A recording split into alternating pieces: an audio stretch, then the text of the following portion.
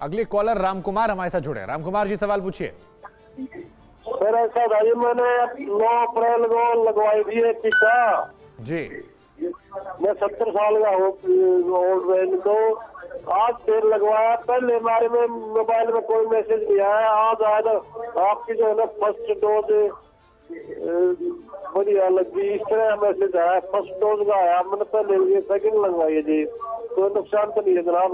तो सवाल क्या सर, और आपसे गुजारिश है कि टीवी सेट का वॉल्यूम थोड़ा कम कर दें क्योंकि आपकी आवाज जरा पीछे की आवाज आ रही है। ठीक है सर, ठीक। सवाल क्या सर? ये तो आपने जानकारी दी कि आपने डोज लगवा लिया। मैंने 9 अप्रैल को लगवाई थी जी वैक्सीन जी। तो उस टाइम कोई मैसेज नहीं आया इस पर मोबाइल पे जी। आज सेकंड वो लगवाई है तो आज मैसेज आ कि आपने फर्स्ट डोज लगवा दी। चले कोई बात नहीं सर, आपने टीका लगवा लिया दोनों डोज, ये जरूरी था। मैसेज आए ना आए वो अपनी जगह पर है, लेकिन आपने टीका लगवाया, आप सुरक्षित हैं, ध्यान रखिए अपना। राहुल अगले कॉलर बिहार से हमारे साथ जुड़ रहे हैं। राहुल जी सवाल पूछिए। हाँ सर, सवाल ये है जी। Hello sir. जी सर सवाल पूछिए। सर सवाल ये है कि मेरा एक दोस्त है, वो एंटी डिप्रेशन का दवा खाता है, तो वो कोरोना का वैक्सीन ले सकता है या नहीं? जी डॉक्टर संजय। अपना सवाल दोहराएंगे एक बार? सर सवाल ये है कि वो डिप्रेशन की दवाइयां खाते हैं, क्या वो वैक्सीन लगवा सकते हैं?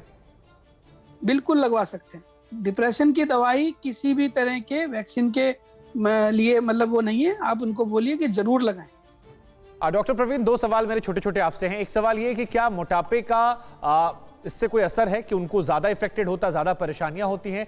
और एक सवाल जरा दर्शकों के लिए क्लियर कर दीजिए कि कौन कौन लोग हैं जिन्हें नहीं लगवानी है, जैसे प्रेग्नेंट महिलाएं 18 साल से नीचे, और क्या कोई है अलग से जिसे क्राइटेरिया में जिसे नहीं लगवानी है? कई लोग कहते हैं कि स्किन अगर एलर्जी हो तो वो थोड़ा क्लियर कर दीजिए आप, उससे काफी लोग के डाउट क्लियर हो जाएंगे। सो आई थिंक ये बड़ा ही अच्छा सवाल पूछा है आपने कि किन लोगों को वैक्सीन नहीं लग सकती या लगवानी चाहिए।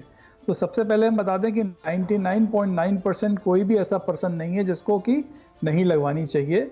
हाँ, ये ज़रूर है कि जो प्रेग्नेंट लेडीज़ हैं उनके लिए अभी कोई क्लियर स्टडीज़ नहीं आई हैं कि क्या उनको लगाया जाए कि नहीं लगाया जाए, बट मे बी अगर बहुत ज़्यादा संक्रमण होने का चांस है, बहुत ज़्यादा फैल रहा है, तो फिर वहाँ लगा लेनी चाहिए।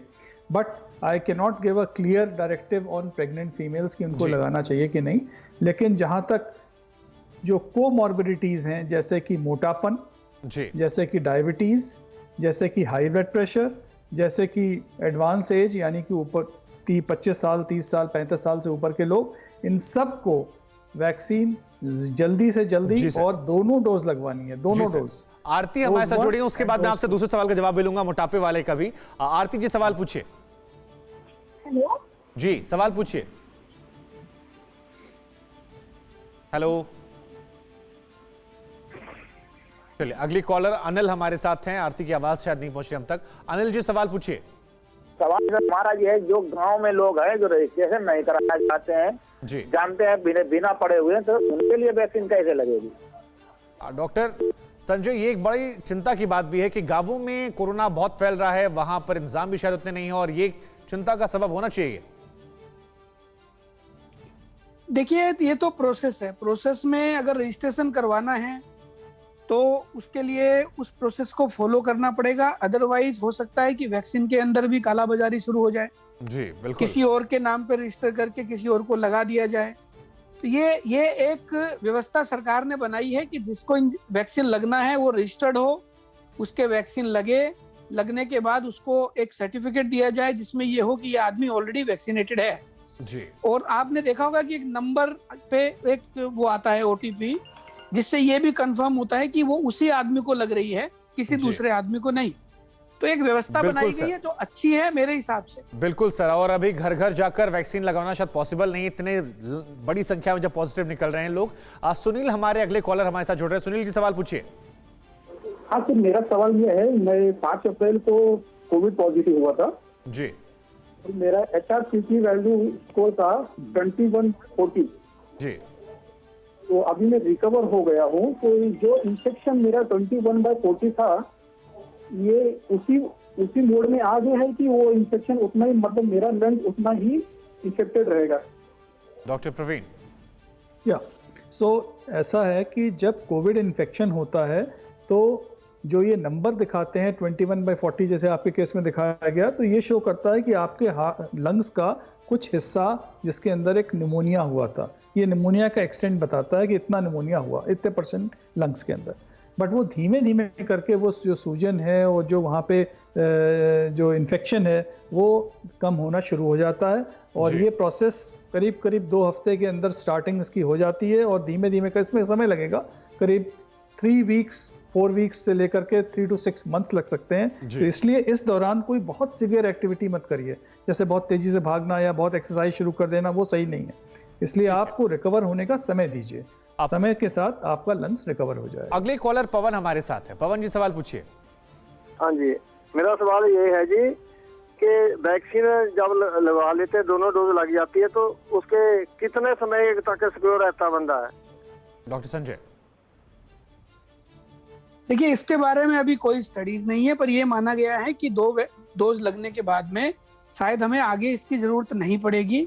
जहां तक टाइमिंग का बात है कि कितने दिन तक हमें री इन्फेक्शन नहीं होगा, इसके ऊपर अभी कोई क्लियर डाटा हमारे पास अवेलेबल नहीं है। जी दिलीप अगले कॉलर दिल्ली से हमारे साथ है। दिलीप जी सवाल पूछिए। हाँ, ऐसा है, ये जो हमारा तो कोविड के टीके पड़ रहे हैं, तो टीके में जैसे कि लोग कह रहे हैं कि जो एक आध आदमी ऐसे दिलवाए थे, उनको 2-4 दिन के बाद जैसे मौत भी हो गई है, इसमें कोई ऐसा डर तो नहीं है ना टीके लगवाना? नहीं, करोड़ों लोगों ने लगवा लिया है, आप सभी लगवाइए, और आज हमने खुद लगवाया, इसलिए मैं खुद इस बात का सबूत हूं कि लगवा कर देखिए बुलेटिन कर रहे हैं। डॉक्टर प्रवीण, लेकिन इसी को लेकर एक सवाल एक्सटेंड में आपके पास आता हूं। वैक्सीन लगवाने के बाद उस दिन क्या सावधानियां बरतें? कुछ लोग वर्कआउट करते होंगे, क्या वो वर्कआउट कर सकते हैं? सेम रूटीन रखा जाए या रूटीन में कुछ बदलाव वैक्सीनेशन के अगले 2-3 दिन, जैसा कि कहा गया कि शायद रिस्क ज्यादा होता है? देखिए, ऐसा है कि पहली चीज तो हम बता दें कि वैक्सीन से कोई रिस्क नहीं है।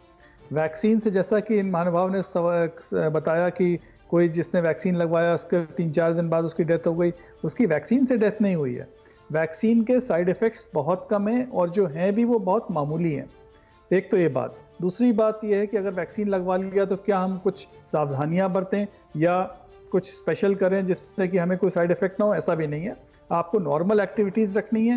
हाँ, ये ज़रूर है कि उस दिन आप बहुत ज़्यादा फिजिकल एक्टिविटी करने की कोशिश ना करें, और थोड़ा वैक्सीन लगवाने के आधे घंटे बाद तक थोड़ा रेस्ट कर लें, देख लें कि आपको सब कुछ ठीक महसूस हो रहा है, और उसके बाद अपनी नॉर्मल वर्किंग पे भी जा सकते हैं। और हमारे यहाँ जैसे अस्पतालों में भी वैक्सीनेशन हुआ, सब यहाँ पे वैक्सीनेशन करा के वापस अपने काम पे आ गए। जी, आखिरी कॉलर हमारे साथ पारस जुड़े हैं मध्य प्रदेश से। पारस जी सवाल पूछिए। सर, मैं ये पूछना चाहता हूँ कि क्या एयर में वायरस मौजूद है?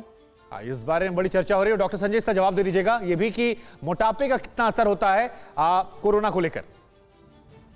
देखो, जहां तक एयर की बात है, आइडियली ये नहीं होना चाहिए, क्योंकि ये बहुत हैवी वायरस है। वायरस का वजन जितना ज्यादा होगा, उसका हवा में आने के चांसेस कम होंगे। जी, हालांकि अभी कुछ दिन पहले कुछ रिपोर्ट्स आई थी, लेकिन ये अभी बहुत कुछ इसके बारे में कहना संभव नहीं है। लॉजिकली ये एयर में नहीं जाना चाहिए, क्योंकि इसका वेट बहुत ज्यादा है। जी। दूसरी बात मोटापे की है, तो हाँ, मोटापे के साथ में अगर आपको इन्फेक्शन है तो इन्फेक्शन की सीवियरिटी ज्यादा होने के चांसेस हैं। जी, ये बात बिल्कुल डॉक्यूमेंटेड है कि मोटे आदमी को अगर इन्फेक्शन होगा तो वो उसके सीवियरिटी क्राइटेरिया में आता है। जी, यानी उन्हें अतिरिक्त सावधानियां बरतनी पड़ेगी, उनके लिए खतरा ज्यादा है, इसलिए बात आप ध्यान रखें। डॉक्टर संजय, डॉक्टर प्रवीण चंद्रा, आप दोनों ने हमें अपना कीमती वक्त दिया, तमाम दर्शकों के सवालों के शंकाओं के जवाब दिए, इसलिए हम आपके शुक्रगुजार हैं। अड़ी सोमवार से शुक्रवार शाम 6 बजे सिर्फ TV9 भारतवर्ष पर।